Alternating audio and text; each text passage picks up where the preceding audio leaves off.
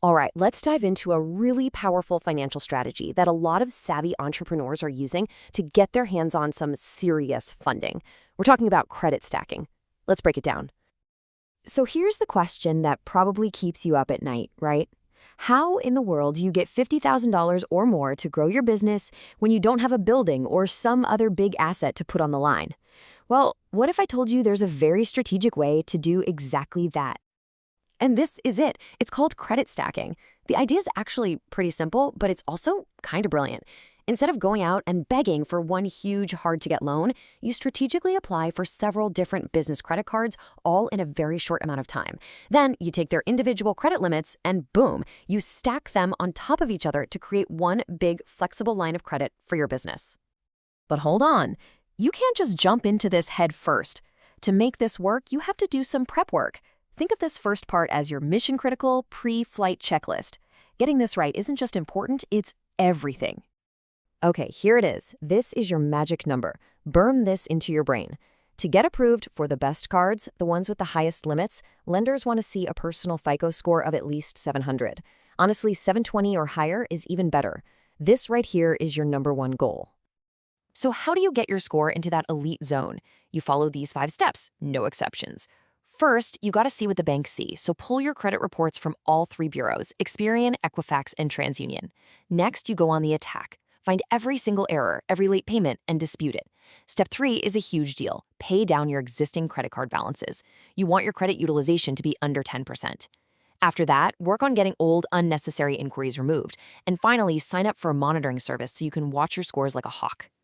And let me be absolutely crystal clear here. This isn't just a friendly suggestion. Skipping this prep work is like trying to build a skyscraper on a foundation of sand. It's just not going to work. It's not a question of if it'll fail, but when. Okay, so you've done the hard work. Your credit profile is sparkling clean. Now it's go time. This is the execution phase, where the stacking actually happens. Now, don't just go applying for any card you see an ad for. You have to be a surgeon here. Your number one target should be cards offering 0% introductory APR. We're talking 6, 12, sometimes even 18 months of interest-free money. It's basically an interest-free loan. Also, look for cards with massive sign-up bonuses and rewards that actually fit your business spending. And here's a pro tip. Try to prioritize cards that only report to the business credit bureaus, not your personal one.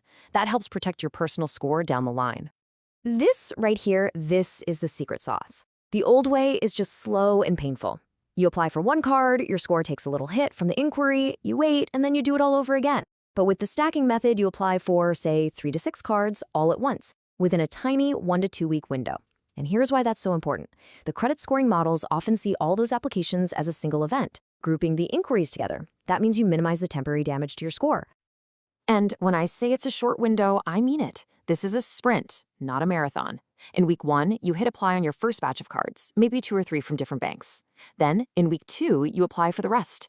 This whole strategy is designed to get you those approvals before all the new accounts and inquiries have a chance to fully show up across all the different credit reporting systems.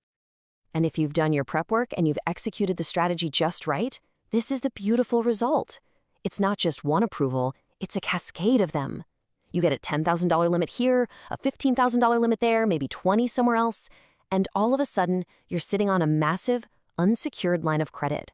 50, 60, maybe even $100,000 in capital, ready to go. Getting the money is a huge win, for sure, but the job isn't done. In fact, now comes the most important part if you want long-term success. You have to manage this new capital like a pro. Let me give you a word of warning. Having multiple cards means you now have multiple due dates, multiple balances, and multiple promotional periods to track. Organization isn't just a good idea, it is the absolute key to success. This is where discipline separates the people who win with this strategy from the ones who end up in a world of hurt. And this is what that organization looks like. It doesn't have to be fancy. A simple spreadsheet is your new best friend. You track every card, its current balance, its payment due date, and this one right here is the most critical. The date that 0% APR period ends. Set a million calendar reminders, set up auto pay, do whatever you have to do to never ever miss a payment or forget that expiration date. Remember how we obsessed about credit utilization back in the prep phase? Well, you have to keep obsessing about it.